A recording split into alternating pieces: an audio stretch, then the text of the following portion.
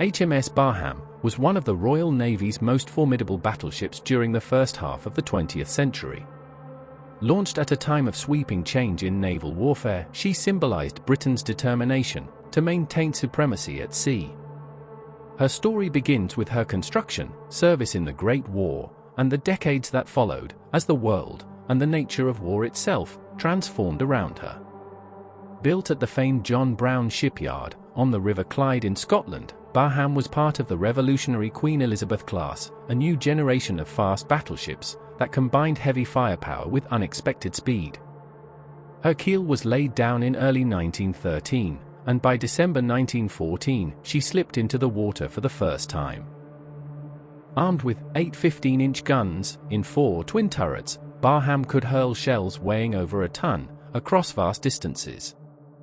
And with a top speed of 25 knots, she outpaced many contemporary battleships, a rare blend of might and mobility that set her class apart. Commissioned in October 1915, Barham joined the Grand Fleet at Scapa Flow, the Royal Navy's principal battle force. As the First World War escalated, she became an essential part of Britain's efforts to counter the growing threat of the German High Seas Fleet. Her most significant action came during the Battle of Jutland in May 1916, the largest naval battle of the war. Amid the fog and fire of the North Sea, Barham engaged German battlecruisers and battleships, unleashing devastating salvos. Despite being struck several times, she weathered the barrage. Her armor held, and she endured where others did not. Although the battle ended without a clear victor, it reinforced the strategic value of modern battleships like Barham, ships that could dish out punishment and take it in return. In the aftermath of war, the Royal Navy faced shrinking budgets and a changing world. But Barham was not cast aside. Instead, she underwent a series of refits in the 1920s and 1930s to keep pace with evolving threats. Her boilers were replaced, armor strengthened, and new anti-aircraft defenses installed, a nod to the growing menace of air power. During these quieter years, Barham also served in peacetime roles, participating in naval exercises, training missions, and diplomatic voyages that underscored Britain's still global reach. But peace was short-lived.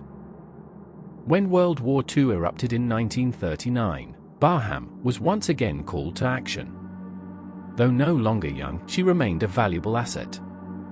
Early in the conflict, she operated in both the Atlantic and Mediterranean, escorting convoys, patrolling for enemy warships, and engaging in long-range duels. In December 1939, she was torpedoed off the coast of Scotland by the German submarine U-30. The hit caused significant damage, but no lives were lost, a testament to the crew's discipline and swift response. Barham returned to port for months of repairs, before rejoining the fight. Once back in action, she was deployed to the Mediterranean, a sea now riddled with danger. Italian warships, German aircraft, and U-boats turned these waters into a battlefield.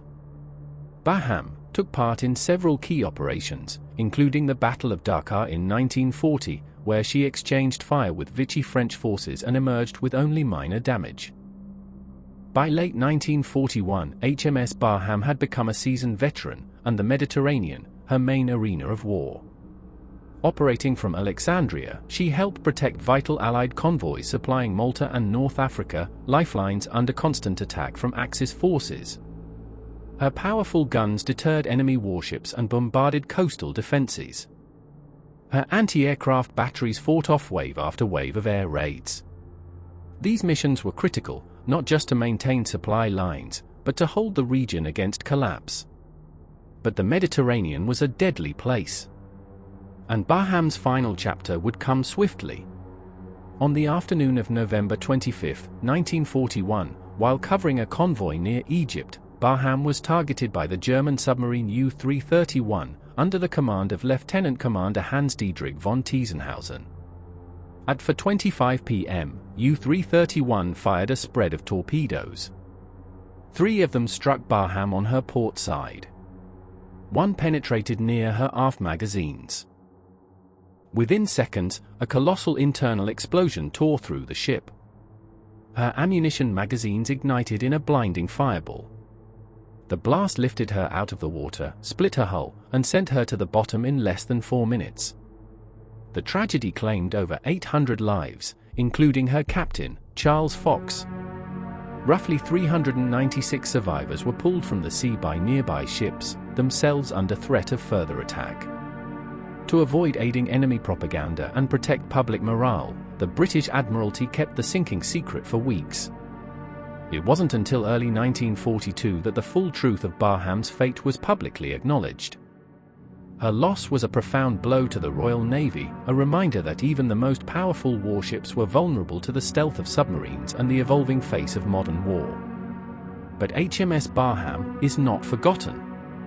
She served in 2 world wars, faced the greatest dangers of her time, and stood as a symbol of strength, adaptability, and sacrifice. Today, her wreck lies in the Mediterranean as a war grave, a silent monument to the courage of her crew. Her story endures, a chapter in the long history of those who fought on the waves, for duty, country, and each other. Thank you for watching. If you enjoyed the video, please like and subscribe to the channel. You can also subscribe and explore our channel for previous battleship videos. Bye for now and Godspeed.